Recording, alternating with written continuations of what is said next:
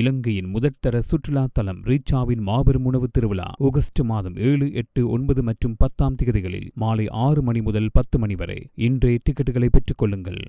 வணக்கம். மீண்டும் மற்றும் ஒரு உலகவலம் நிகழ்ச்சியினூடாக சந்தித்திருக்கின்றோம்.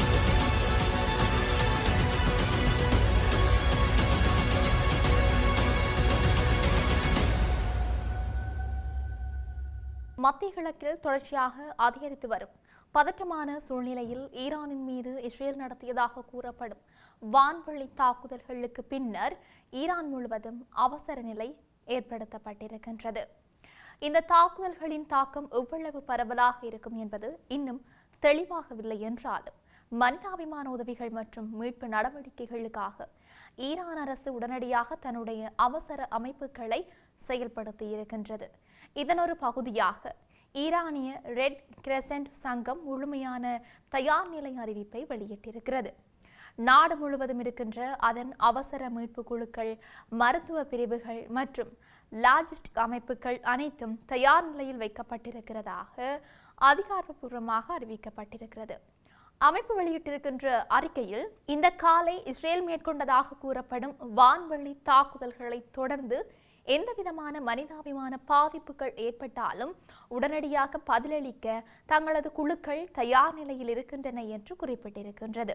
அந்த அறிக்கையில் மேலும் கூறப்பட்டதாவது, மருத்துவ சேவைகள், அவசர சிகிச்சை பிரிவுகள், மருந்தக வசதிகள் மற்றும் மீட்பு உபகரணங்கள் அனைத்தும் முழுமையாக செயல்பாட்டிற்கு கொண்டுவரப்பட்டன.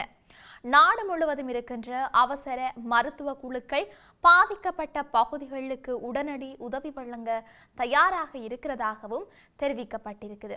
இது ஒரு சாதாரண எச்சரிக்கை மட்டுமல்ல, ஒரு முழுமையான தேசிய அளவிலான அவசர செயல்பாட்டு நிலை என்று பாதுகாப்பு வட்டாரங்கள் கூறுகின்றன. ஏனென்றால் இஸ்ரேல் மற்றும் ஈரான் இடையிலான பதற்றம் ஏற்கனவே பல ஆண்டுகளாக தொடரும் ஒரு மிக நுணுக்கமான மற்றும் ஆபத்தான புவியியல் அரசியல் மோதலாக இருக்கிறது. இந்த சூழ்நிலையில் பொதுமக்கள் பாதுகாப்பை உறுதி செய்யும் நோக்கில் ரெட் கிரெசன்ட் அமைப்பு முக்கியமான அறிவுறுத்தல்களையும் வெளியிட்டிருக்குது. குறிப்பாக மக்கள் தங்களுடைய வீடுகளில் அடிப்படை முதலுதவி பெட்டிகளை தயார் நிலையில் வைத்திருக்க வேண்டும் என்று அறிவுறுத்தப்பட்டது. அதே நேரத்தில் தாக்குதலால் பாதிக்கப்பட்டதாக சந்தேகிக்கப்படும் பகுதிகளில் மக்கள் குறைந்தது 100 மீட்டர் தூரம் பாதுகாப்பாக விலகி இருக்க வேண்டும் என்று கடுமையான எச்சரிக்கை விடுக்கப்பட்டது. இது மீதமிருக்கின்ற வெடிப்புகள், கட்டிட இடிபாடுகள் அல்லது இரண்டாம் நிலை தாக்குதல்களால் ஏற்படும் ஆபத்துக்களை தவிர்க்கும் நோக்கத்தோடு வெளியிடப்பட்டதாக கூறப்படுகிறது. ஈரானின் பல நகரங்களில் மக்கள் அச்சத்தோடு நிலைமையை கவனித்து வருகிறார்கள். வான்வழி தாக்குதல்கள் குறித்து உறுதிப்படுத்தப்பட்ட முழுமையான தகவல்கள் இன்னும் வெளியாகாத நிலையில் சமூக வலைதளங்களில் பரவும் செய்திகள் மற்றும் வீடியோக்கள் மக்களிடையே பதற்றத்தை அதிகரித்திருக்கின்றன. அதே நேரத்தில் ஈரான் அரசு மற்றும் பாதுகாப்பு அமைப்புகள் நிலைமையை கட்டுப்படுத்தும் முயற்சியில் ஈடுபட்டிருக்கின்றன. மருத்துவமனைகள், அவசர சிகிச்சை மையங்கள் மற்றும் பாதுகாப்பு துறைகள் அனைத்தும் ஒருங்கிணைந்த முறையில் செயல்பட உத்தரவிடப்பட்டிருக்கின்றன. ரெட் கிரெசன்ட் அமைப்பு என்பது ஈரானின் முக்கியமான மனிதாபிமான மீட்பு அமைப்பாகும். இயற்கை பேரிடர்கள், போர் சூழ்நிலைகள் மற்றும் அவசர மருத்துவ தேவைகளின் போது மக்களுக்கு உதவுவதில் இது முக்கிய பங்கு வகிக்கின்றது. தற்போதைய சூழ்நிலையில் இந்த அமைப்பு முழு திறனுடன் செயல்பட தொடங்கியிருக்குது. இந்த தாக்குதல்களின் உண்மையான அளவு, பாதிப்புகள் மற்றும் உயிரிழப்புகள் குறித்து இதுவரைக்கும் அதிகாரப்பூர்வமான முழுமையான தகவல்கள் வெளியாகவில்லை. ஆனால் நிலைமை தீவிரமாக இருக்கக்கூடும் என்ற அச்சம் அதிகரித்து வருகின்றது. மத்திய கிழக்கில் ஏற்கனவே பதற்றம் அதிகரித்து வரும் நிலையில் இஸ்ரேல் ஈரான் இடையிலான இந்த புதிய மோதல் நிலைமையை பிராந்தியத்தை மேலும் ஆபத்தான கட்டத்துக்கு தள்ளக்கூடும் என்று சர்வதேச அரசியல் ஆய்வாளர்கள் எச்சரித்திருக்கிறார்கள். தற்போது உலகின் கவனம் முழுவதும் ஈரானின் நிலைமையிலும் இஸ்ரேலின் அடுத்த நடவடிக்கைகளிலும் குவிந்திருக்கின்றது. அடுத்த சில மணி நேரங்கள் மற்றும் நாட்கள் மத்திய கிழக்கின் எதிர்காலத்தை தீர்மானிக்கும் மிக முக்கியமான காலமாக மாறக்கூடும் என்ற கவலை உலகம் முழுவதும் நிலவுகின்றது. தொடர்ச்சியாக இஸ்ரேல் நடத்தியதாக கூறப்படும் சமீபத்திய தாக்குதல்கள் தொடர்பாக ஈரானில் இருந்து வெளியாகியிருக்கிற புதிய அதிகாரப்பூர்வ தகவல்கள் தற்போது மத்திய கிழக்கு பிராந்தியத்தின் பாதுகாப்பு நிலைமை குறித்து மீண்டும் தீவிர கவனத்தை உருவாக்கி இருக்கின்றன. ஈரானின் அரசு ஊடக நிறுவனம் வெளியிட்ட அறிக்கையின்படி இஸ்பஹான் மாகாணத்தில் இருக்கின்ற நஜ்பாபாத் நகரத்தை இலக்காக கொண்டு இஸ்ரேல் நடத்தியதாக கூறப்படும் தாக்குதலில் இதுவரைக்கும் எந்தவித உயிரிழப்புகளும் பதிவாகவில்லை என்று உறுதிப்படுத்தப்பட்டிருக்குது. இந்த தகவல் இஸ்பஹான் மாகாணத்தின் துணை பாதுகாப்பு அதிகாரியை மேற்கோள் காட்டி அதிகாரப்பூர்வமாக வெளியிடப்பட்டது. அதில் தாக்குதல் சம்பவம் நடந்ததாக சில பகுதிகளில் உறுதி செய்யப்பட்டாலும் பொதுமக்கள் உயிரிழப்பு அல்லது பெரிய அளவிலான மனிதாபிமான சேதம் எதுவும் ஏற்பட்டதாக இதுவரைக்கும் எந்த ஆதாரமும் இல்லை என்று தெளிவுபடுத்தப்பட்டிருக்குது. இது ஆரம்பத்தில் வெளிவந்த அச்சம் நிறைந்த செய்திகள் மற்றும் ஊடக அறிக்கைகளுக்கு மாறாக நிலைமையை ஓரளவு கட்டுப்பாட்டுக்குள் கொண்டு வரப்பட்டதாக காட்டுகின்றது. இஸ்பஹான் மாகாணம் ஈரானின் மிக முக்கியமான உட்கட்டமைப்பு மற்றும் தொழில்துறை மையங்களில் ஒன்றாக கருதப்படுகின்றது. குறிப்பாக பாதுகாப்பு துறையுடன் தொடர்புடைய பல முக்கிய வசதிகள், தொழிற்சாலைகள் மற்றும் அணு தொழில்நுட்பம் தொடர்பான அமைப்புகள் இருக்கிறதாக கூறப்படுவதால் இந்த பகுதி எப்போதும் உயர்ந்த பாதுகாப்பு கண்காணிப்பில் வைக்கப்பட்டிருக்குது.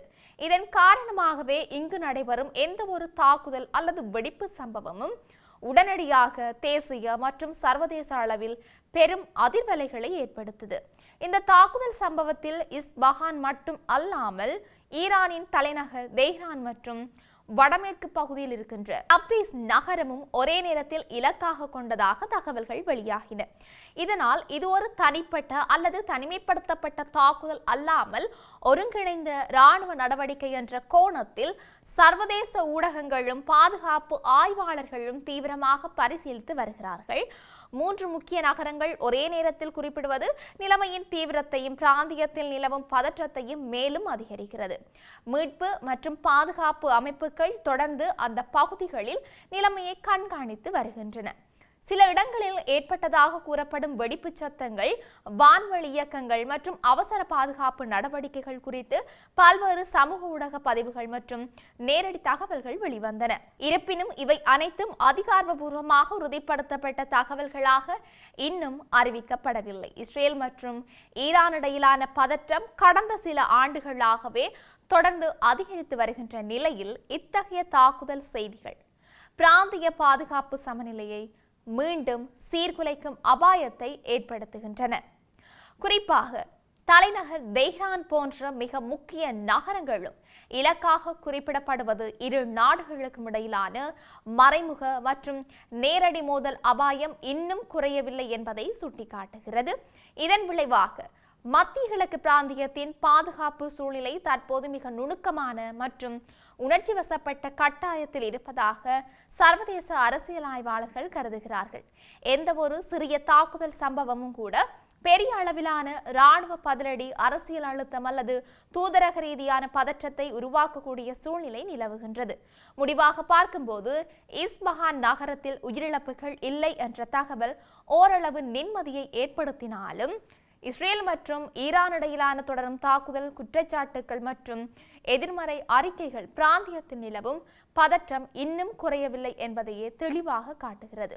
நிலைமை எந்த நேரத்திலும் புதிய திருப்பத்தை எடுக்கக்கூடிய வகையில் தொடர்ந்து கண்காணிப்பு நிலையில் இருப்பதாகவும் கூறப்பட்டு இருக்கின்றது. இப்படி இருக்க உலகளவிய ரீதியில் இன்னும் என்னெல்லாம் நடக்கப் போகின்றது என்று நாங்களும் பொறுத்திருந்து பார்க்கலாம்.